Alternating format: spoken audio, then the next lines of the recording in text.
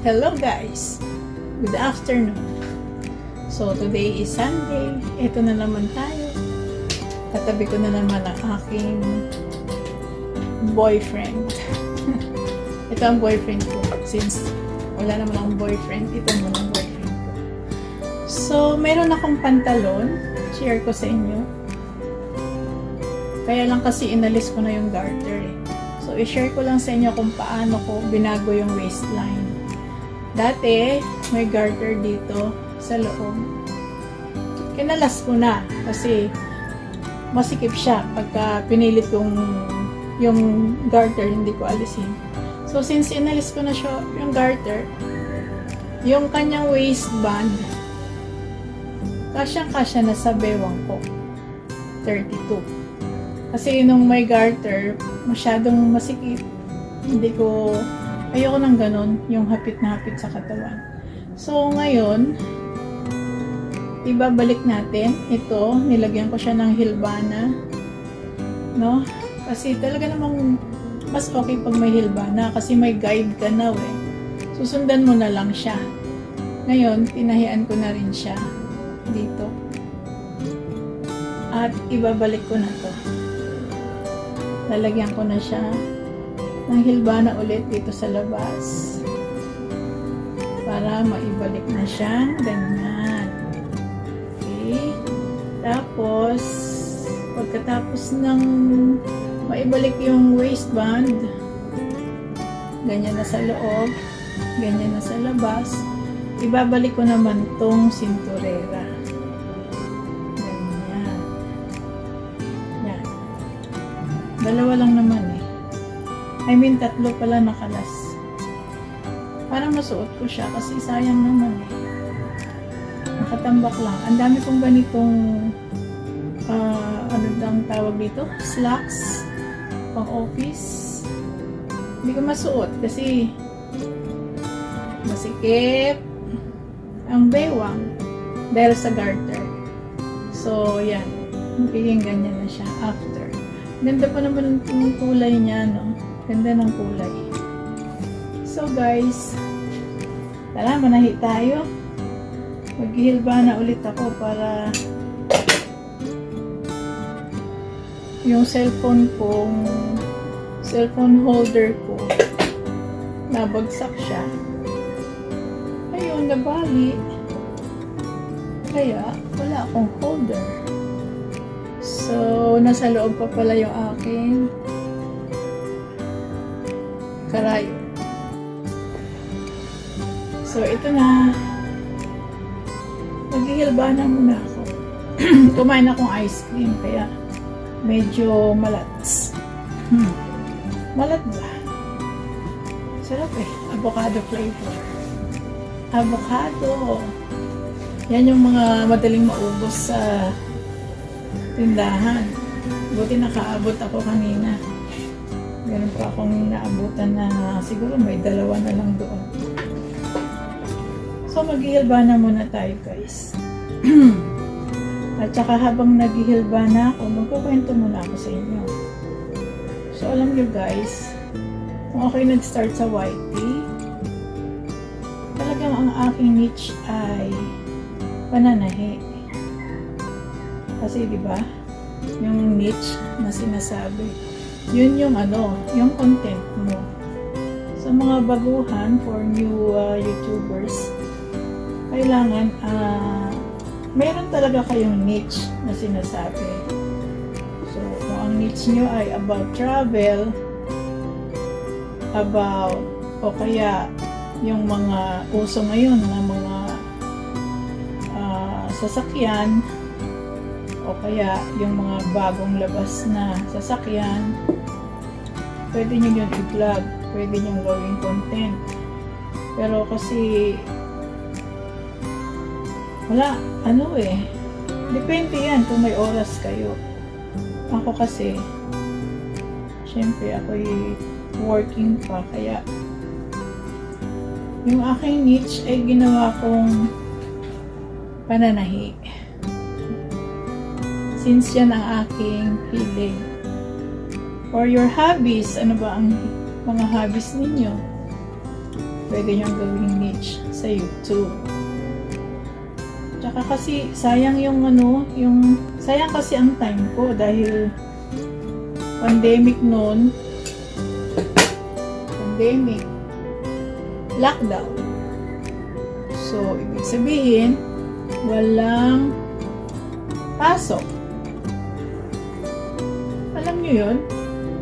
Yung oras mo, nasa bahay ka lang, tapos kain, tulog, labas sa labas. Kasi hindi nga pwedeng gumala dahil lockdown eh.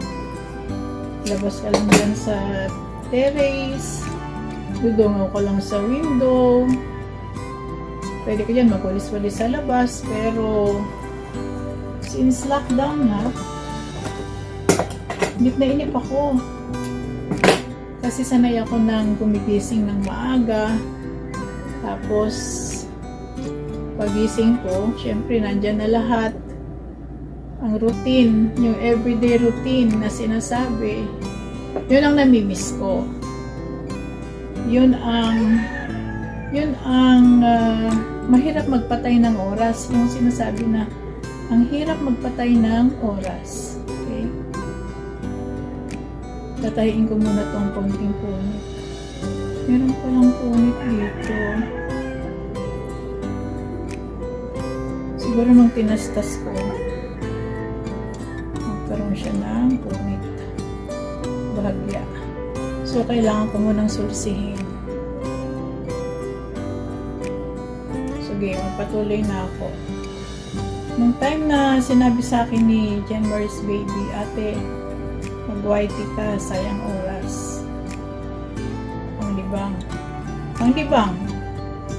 So, meaning to say, maglilibang lang ako sa YT. Hanggang sa tinuruan niya akong gumawa ng channel.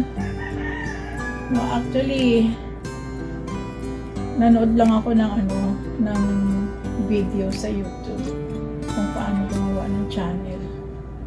Ayun, natutunan ko naman. So, yun. Naisip ko, oo nga, bakit nga hindi? Pwede ko i-vlog yung paggawa ng mga bed sheets, mga pillowcases, mga pagtahi-tahi ng damit, which is hilig ko talaga yan kahit nung bata pa ako. Noong araw, bata pa naman ako ngayon. Isip bata. Noong araw kasi ang nanay ko, to refresh, ang nanay ko ay mananahi. On her own hindi siya nag-aral, talagang hilig niya din na naipasa niya naman sa akin. So, we are two girls. Si ate ko, tsaka ako. Marunong din manahin si ate. Pero, kasi, nung time na nag-aaral siya, nasa city siya, sa boarding house. So, kami talaga ni nanay ang naging body-body sa pananahi. Ako ang tagalilip. Alam niyo yun? Siguro, grades 5 or grade 6, marunong na ako maglilip. Tuloy na natin to. Yun na, may hilbana na ulit to. Kasi ang hilbana, malaking tulong nga yan. Diba? Ang hilbana ay ating pangpigil sa tela para hindi malisya or para hindi dumulas ang tela pag habang tinatahi. O, tingnan nyo po. So, dito ko pa dadaanan.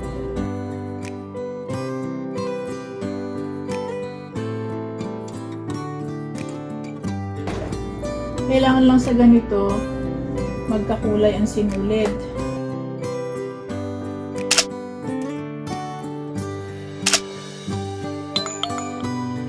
Okay. Luma na itong makina ko, 20 years old. No, hindi lang siya 20 years old. Kasi 2004, nung iniwan to sa akin ng kapatid ko. Kasi gagamitin ko nga sa pananahi ng damit ng Poong Nazareno. Kaya yung nagbigay sa akin ng makina, maganda ang kanyang buhay. Kasi ginawa niya ng paraan na may magamit ako sa pananahi ng damit ng Poong Nazareno. So, yan na guys. Oh, yan na yung tahi. Ito, oh. Yan, tahi. Tatanggalin natin yung hilbana.